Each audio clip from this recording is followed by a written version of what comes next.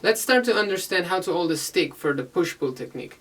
It's very important that we keep the fulcrum with the index and thumb fingers, because in this case there's going to be a rotation of the stick in our hand, and it's controlled by these two fingers. So as we hit the surface that we're playing on, the stick will bounce back, and the rotation has to happen in between these two fingers. So we have to have a good control of these two fingers first, both with right and left.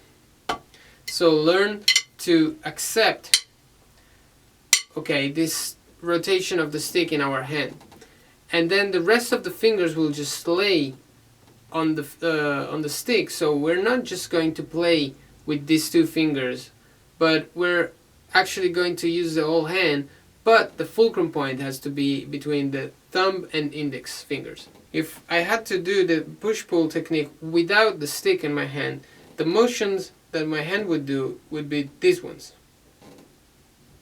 So 1, the down motion, 2, the up motion. Down motion, up motion. If I put the stick in my hand, what's going to happen is this: down motion, up motion. Down motion, up motion. Same thing with our left hand, of course.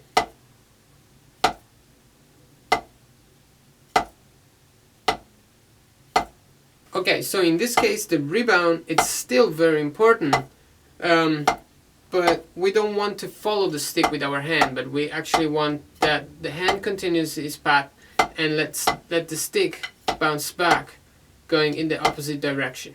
Okay, so the first part of the push-pull will be just letting our forearm fall, and as the stick will hit the surface, our arm will go under the snare drum or the pad that we're playing, letting the tip of the stick bounce back. So in this way.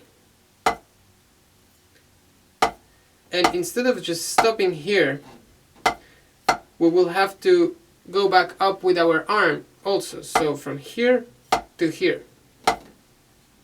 So the stick, it's always gonna go back vertical. So it starts in a vertical position, stops at a vertical position, goes back to a vertical position.